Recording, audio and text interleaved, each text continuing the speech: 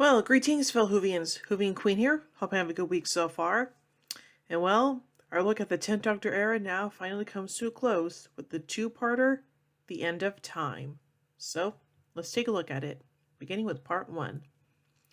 A narrator states that in the last days of humanity, everyone had bad dreams of the Master, but only Wilfred Mott remembers them, and as a result is searching for the Doctor. A cult resurrects the Master in a prison, but his ex-wife, Lucy Saxon, imprisoned for killing the Master, sabotages the ceremony. The resultant explosion destroys the prison, killing everyone inside, while the Master is reborn with great strength but constant, ravenous hunger. On the home planet of the Ood, the Doctor is warned of the Master's resurrection, as well as the imminent end of time. Returning to Earth, the Doctor encounters Wilfred and explains the prophecy that he will hear 4 knocks before his death. The Doctor finds the Master in the wastelands outside London. The Doctor learns that the sound of drums the Master hears, previously assumed by the Doctor to be a symptom of the Master's insanity, is real and has been implanted externally. Before the Doctor can learn more, the Master is captured by armed troops and placed in custody of billionaire Joshua Naismith. Naismith has recovered a broken alien immortality gate and wants the Master to fix his programming. The Doctor regroups with Wilfred, who identifies Naismith. Wilfred prepares to go with the Doctor, but a mysterious woman warns him to arm himself to protect the Doctor before departing. At Naismith's mansion, the Doctor and Wilfred meet 2 Vinvoci disguised as humans, who assert the gate is a harmless medical device from their homeworld. The Doctor is too late to stop the Master from activating the gate, which has reprogrammed to replace all of humankind's DNA with his own, making humanity doppelgangers of him. The only ones unaffected are Wilfred, protected in the gate's control rooms, and the Doctor's former companion and Wilfred's granddaughter Donna Noble, due to Time Lord biological traits she has. Donna begins to remember her travels with the Doctor, which the Doctor had made her forget to save her life. The Master and his doppelgangers taunt the Doctor, who could only look on in horror. Elsewhere, the Lord President of the Time Lords, revealed to be the narrator of the episode, observes the situation and declares to the Time Lord Senate that Gallifrey will return. Now on to part 2. The Doctor and Wilfred become fugitives from the Masters and escape to the Vinvoci spacecraft. Donna is saved by a failsafe implanted by the Doctor, which stuns her and several doppelgangers via a release of energy, causing her to forget the Doctor again. Meanwhile, the Lord President, following a prophecy about the future of the Time Lords after the Time War, implants the sound of drums in the Master's head as a child. In the present, the billions of Masters amplify that signal. The Lord President orders a Gallifreyan diamond to be launched to Earth for the Master to use to create a strong link that allows the Time Lords to bring Gallifrey out of the time lock they were stuck in and move in close orbit to Earth. The Doctor jumps from the Vinvoci ship into Naismith's mansion, armed with only Wilfred's gun, as the Lord President appears with a small ensemble of Time Lords and reverts the human race to its original form. The Doctor tells the Master that Gallifrey cannot be allowed to return due to the horrors of the Time War, its corrupting effect on the Time Lords, and the Lord President's plan to end time itself and ascend to a state of pure consciousness, but the Master is unmoved. The Doctor finds himself torn between shooting the Master or the Lord President to sever the link and return Gallifrey to the time lock. Among the Lord President's ensemble, the Doctor spots the same woman in white Wilfred had seen. The Doctor then fires a gun at the diamond instead, destroying the link. As Gallifrey is pulled back, the Lord President, revealed to be Rassilon, attempts to kill the Doctor, but the Master intervenes, saving the Doctor and seeing his act as revenge for the Time Lords had done to him.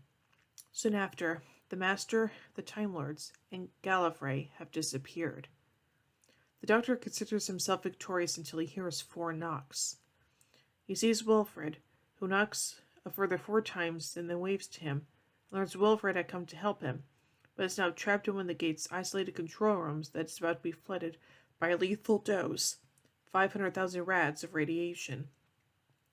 The doctor sacrifices himself to free Wilfred by absorbing the radiation, meaning he will soon regenerate. After dropping Wilfred back home, the doctor visits past companions and acquaintances. He then regenerates in the TARDIS into the 11th Doctor, causing an explosion that destroys the control room. Subsequently, the wrecked TARDIS begins to plummet back to Earth. Whew! Man, that's definitely a way to end an era, huh? Anyways, let's look at a bit of continuity here. At the start of Part 1, the Doctor explains his delay to Ood Sigma. Among his various adventures, he mentions having married good Queen Bess, and refers to her nickname, the Virgin Queen. At the end of the Shakespeare Code, Queen Elizabeth appears infuriated at seeing the Doctor, calling him her sworn enemy. He does not recall meeting her and presumes he'll meet her in his future, which eventually happens in the Day of the Doctor. One of the two dissident Time Lords, described as the Woman in the credits, visits Wilfred on several occasions, appearing and disappearing in unexplained ways. When she lowers her arms to stare at the 10th Doctor, he appears to recognize her. But when later asked by Wilfred about her identity, the Doctor evades the question. British newspapers, the Daily Telegraph, identified the character as the Doctor's mother as early as April 2009. The episode's writer Russell T. Davies wrote in an email to journalist Benjamin Cook, quote, "I like leaving it open because you can imagine what you want. I think the fans will say it's Romana, or even the Rani. Some might say that it's Susan's mother, I suppose, but of course it's meant to be the Doctor's mother." The Doctor at one point addresses the Lord President as Rassilon, the name of the founder of Time Lord Society from the Classics series, although the character is only identified in the credits as the narrator in Part 1 and Lord President in Part 2. In the accompanying episode of Doctor Who Confidential, Davies stated that the character's name was indeed Rassilon. Verity Newman is played by Jessica Hines, the same actress who played Joan Redfern, who was Verity's great-grandmother, in the episodes Human Nature and The Family of Blood. The name Verity Newman is based on Doctor Who creator Sidney Newman and the show's first producer, Verity Lambert. Professor John Smith averred that his parents were Verity and Sidney. A pocket watch featured prominently in the plot of both Hines' original episodes, and a pocket watch is featured on the cover of Newman's book. When the Doctor visits Captain Jack Harkness in the alien bar, the song playing in the background, "My Angel Put the Devil in Me," was sung by Tallulah in the episode Daleks in Manhattan. He also informs Jack that the sailor he is eyeing is named Alonzo. It's actually a midshipman Alonzo Frame from the Christmas special Voyage of the Damned. After regenerating, the 11th Doctor is disappointed that he is still not Ginger, referring to the 10th Doctor's comment, "Oh, I want to be Ginger, I've never been Ginger," in the Christmas Invasion. This line was a source of good play for some viewers, leading the BBC to issue a statement clarifying its intent. And now on to the production of this episode, beginning with the writing. Davies described the story as huge and epic, but also intimate. Davies had been planning the story for some time, indicating they continued the trend of series finales being progressively more dramatic. The Christmas specials constitute Davies' last script for Doctor Who and Julie Garner's last job producing the series. It is also the last story in which Tennant appears until the Day of the Doctor, the 50th anniversary special. When asked about the emotional impact of his last Doctor Who script, Davies said, quote, "I would have thought that when I handed in the last script, I might have burst into tears or got drunk or partied with 20 naked men. But when these great moments happen, you find that real life just carries on." The emotion goes into the scripts.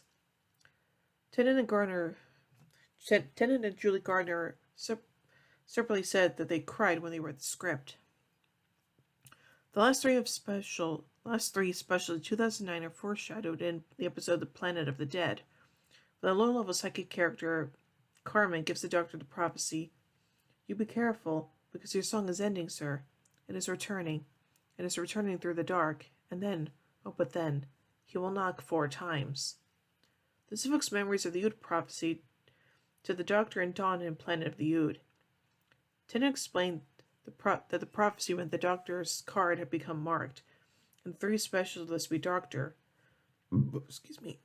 characterizing Planet of the Dead as the last time the Doctor gets to have any fun. and that the subject of the prophecy was not the obvious answer.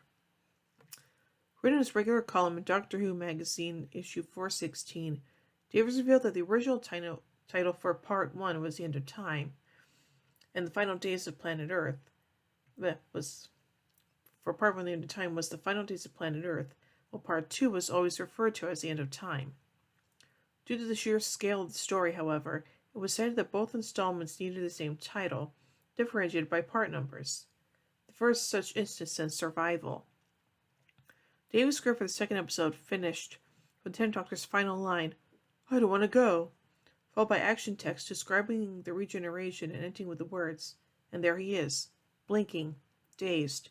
He then sent the script to his successor, Stephen Moffat, who was responsible for all of the 11 Doctors dialogue that follows. Moffat, as incoming executive producer, also assisted in the production of the final scene. And now, finally, on to recording. The first location recording for the story took place on Saturday, March 21st, 2009, at a bookstore in Cardiff. Jessica Hines was recorded signing a book titled A Journey of Impossible Things by Verity Newman. Recording also took place at the Tredegar House in Newport, which had previously been used for the recording of the 2008 Christmas special The Next Doctor. John Sim, who played the Master in the 2007 series finale Utopia, episodes Utopia, The Sound of Drum, and Last of the Time Lords, was spotted on location during the Tredegar House recording. Recording that took place during the Easter bank holiday was widely covered by the British press. Catherine Tate recorded several scenes in the episode in Swansea, including one recorded in the Cardamom Cafe, and another depicting her character getting a parking ticket. Other recording locations included Nantfar Road in Sincoed, Cardiff, sorry if I butchered the actual pronunciation of the name, the previous regular location used for the noble household. While we're recording, on April 12th, showed Bernard Cribbins wearing reindeer antlers and boarding a minibus. Recording took place in the following week on Victoria Road, Penarth, an area which had been regularly used as a location for Sarah Jane Smith's neighborhood in the Sarah Jane Adventures. Elizabeth Sladen, who played Sarah Jane Smith, and Tommy Knight, who played her son Luke, were recorded on location with David Tennant. On the night of April 20th and through the 21st, Cribbins recorded a Christmas scene on Warden Street in Cardiff City Centre with a large Christmas tree and brass band. The science fiction website IO9 published a photograph showing Tennant alongside Sim and Timothy Dalton, with Dalton dressed in Time Lord robes. On July 26, 2009, IO9 published an interview with David Tennant in which he confirmed Dalton's involvement in the specials. Due to the special effects used to simulate the violent nature of the 10th Doctor's regeneration, the glass center pillar in the middle of the TARDIS console was damaged so badly it had to be rebuilt prior to the recording of the next series. It was made by Bristol Blue Glass, based in Brislington. And that's it. So, yeah. So overall, it's the final episode of the 10th Doctor era. It is phenomenal, and I absolutely love it. And it's just mwah. And it is very emotional, too, so there's that. So, overall, I give The End of Time 5 sonic screwdrivers out of 5. Well, tune in next time as I count down my top 10 favorite 10th Doctor episodes. Well, hope you enjoyed this review, and if you did, be sure to give it a thumbs up, share around, subscribe if you haven't already, hit the bell icon to be notified about when I upload videos, and want to help support the channel, then be sure to check out my Patreon page. Link as always is in the description below. Well, until next time, this is Sufine Queen saying, "Oh my giddy aunt! When I say run, run! I've reversed the polarity of the neutron flow. Would you like a jelly baby? Fantastic! Allons-y! Geronimo!" Bow ties are cool, fezzes are cool, and Stetsons are cool.